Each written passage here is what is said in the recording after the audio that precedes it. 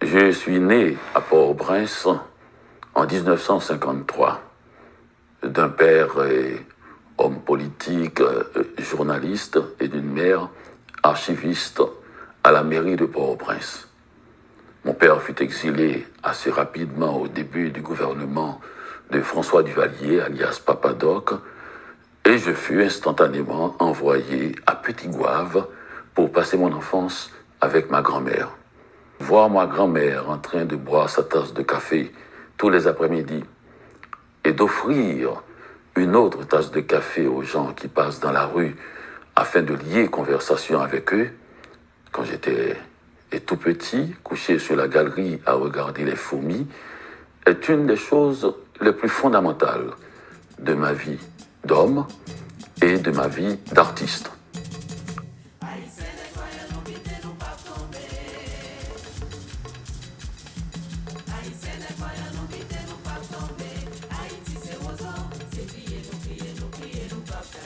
C'est-à-dire cette tasse de café et qui délie la langue, qui permet de relier les gens entre eux, pour moi, c'est le symbole même de la culture, de la civilité, des rapports entre les gens. Voilà une femme toujours assise au même endroit, sur sa petite galerie, dans un petit village, et qui donne une leçon qui ressemble à celle que les Grecs, que Socrate a donnée au monde en son temps. La conversation. De cette tasse de café où le café noir ressemble à l'encre, où la cafetière à ses pieds ressemble à la lampe d'Aladin avec la petite fumée qui sort, eh bien, toute la magie de l'écriture, de la littérature, de la pensée infusée se trouvait en face de moi. J'ai écouté ma grand-mère parler aux gens, j'ai écouté toutes ces conversations, et je voyais comment elle faisait pour intervenir dans la vie des gens en les regardant passer, en les voyant vivre, pour intervenir, pour leur dire et éviter des choses, des animosités entre eux. Et c'est ainsi que j'ai pu écrire la plupart de mes romans. Puis, doucement, les couleurs sont venues dans mes rêves, étourdies par la douceur des choses.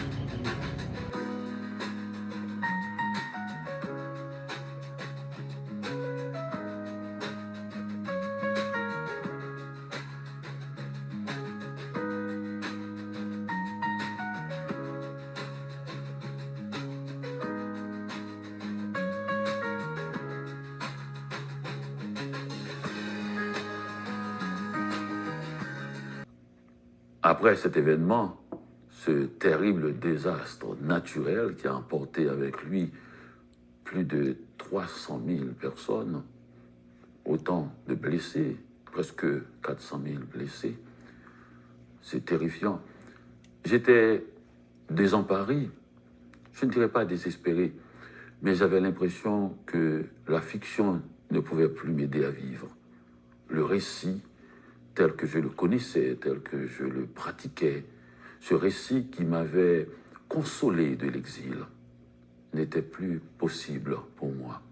Il fallait quelque chose de plus présent, de plus concret, de plus physique. Et j'ai pensé à la main. Je ne sais pas trop quand cela m'est arrivé. Un jour d'épuisement peut-être. Il faut dire que ce genre de choses ne m'arrive qu'après avoir franchi la barrière de la fatigue. Un état second si productif dans un certain sens, mais très rare. Je me suis assis près de la fenêtre qui donne sur une rue agitée. Je ne voulais rien, simplement être là où je suis. Je ne comptais ni les jours, ni les mois, ni les années. Un oiseau jaune au bec noir franchit subitement le feuillage vert, comme pour annoncer un printemps précoce. Mes sens pouvaient encore percevoir la nouvelle saison. Je sens quelque chose monter en moi. Un ruisseau d'encre se substitue au sang qui me coule dans les veines. L'impression subitement d'être un arbre assis près d'une fenêtre. Je prends une feuille de papier, je sens une certaine promiscuité avec le papier, un rapport viscéral. Je le touche, je le palpe. De plus en plus, la main de l'homme se détache du papier pour se refermer sur un petit appareil métallique qu'elle caresse du pouce. Je veux écrire. directement sur le papier. J'y trace des hiéroglyphes, je n'arrive pas à me lire. Je dessine à côté pour tenter de m'exprimer plus visiblement, complètement absorbé par ce qui naît sous ma main. Je continue sans prêter attention à ce magma de formes et de lettres. Cela fait quelques décennies que j'ai délaissé la main pour la machine à écrire qui me semblait plus moderne, plus proche de la sensibilité d'une certaine époque. Heureusement, la main est de retour. J'observe un long moment le plus vieil outil de l'homme. La main qui a connu le chaud et le froid, le rugueux et le doux, la peau, une main sur le dos d'un bébé, toutes ces émotions encore cachées quelque part sous l'épiderme. On écrit à la main cette main qui conserve dans chacun de ses mouvements tous les âges du monde. Cette longue expérience du paysage comme du visage menacé aujourd'hui. J'ai repris ma main, je ne la lâcherai plus. Et avec elle, les couleurs arrivent, tout un monde enchanté fait jour. L'exil vaut le voyage. L'exil, c'est un thème essentiel dans ma vie. Enfin, mes livres racontent des choses qui me sont essentielles, mais en même temps que je crois importantes pour beaucoup de gens. Il se trouve, dès qu'on parle d'exil maintenant, on ne pense qu'aux gens du Sud qui vont en exil au Nord, parce que le Nord est démocratique et que le Sud est souvent dictatorial. Mais ce n'est pas uniquement de cet exil-là que je parle dans ce livre. J'ai toujours, disons, en vue ce regard sur l'universel. Mon identité, c'est l'universel. L'exil vaut le voyage, c'est ce qu'affirme Dany Laferrière dans un livre enchanteur entièrement écrit à la main et dessiné par l'auteur. En quelques années, Dany Laferrière s'est imposé comme l'un des écrivains les plus attachants de la littérature française. Né en Haïti, il s'est exilé lorsque l'un de ses proches amis a été assassiné par la dictature de Duvalier. Il a vécu à Montréal, à Miami, à New York. Il est arrivé à Paris, gare de l'Est, presque sans un sou en poche, et il est aujourd'hui membre de l'Académie française. Les dessins d'un écrivain sont toujours révélateurs. Ici, Dany Laferrière se fait le peintre de l'exil. Contre toute attente, il déploie énormément d'humour sur ce sujet grave. Dany Laferrière célèbre les joies de l'exil, à travers notamment des portraits des écrivains qu'il aime et qui l'ont aidé à transformer ce voyage forcé en quête initiatique. Quand il arrive à Montréal, par exemple, il se compose une bibliothèque dans laquelle il ne place que des exilés. Ovide, Victor Hugo, Borges, Solzhenitsyn. Il faut dire que ce voisinage est plutôt inspirant. Il nous raconte aussi comment il est devenu écrivain, pour séduire les filles. De fil en aiguille, ce monstre effrayant qu'est l'inconnu de l'exil s'est transformé en vagabondage plutôt hédoniste. Les pérégrinations forcées offrent des avantages qu'une vie de sédentaire nous épargne, et ce qui au départ était un arrachement devient une libération. Finalement, le dictateur qui pensait punir Laferrière en le poussant à l'exil lui a rendu, et à nous aussi, un fier service. C'est un étrange animal que celui qui vit hors de sa terre natale.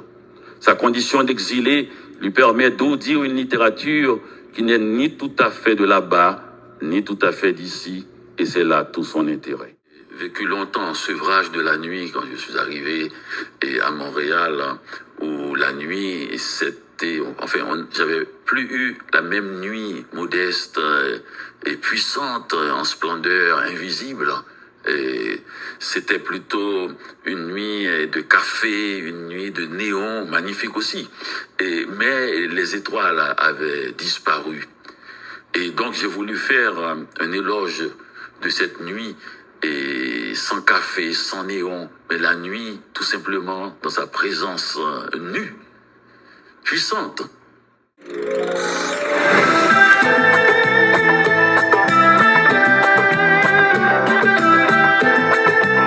Un cœur nomade, les dessins, les textes écrits à la main par Dany Laferrière qui célèbre 30 années d'une vie incroyable depuis Petit Goâve, son village en Haïti jusqu'à l'Académie française et ici sur une grande place de Francfort à l'occasion du Salon du Livre, le Canada est l'invité d'honneur. C'est Dany Laferrière qui est aussi notre invité de cœur.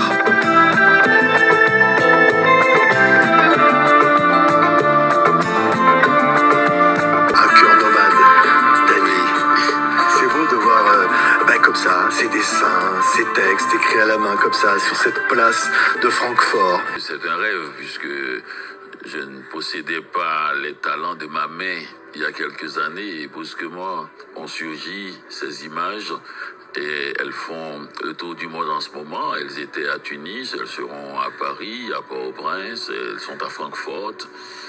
Oui, là on va les retrouver et après ailleurs. en Arabie Saoudite.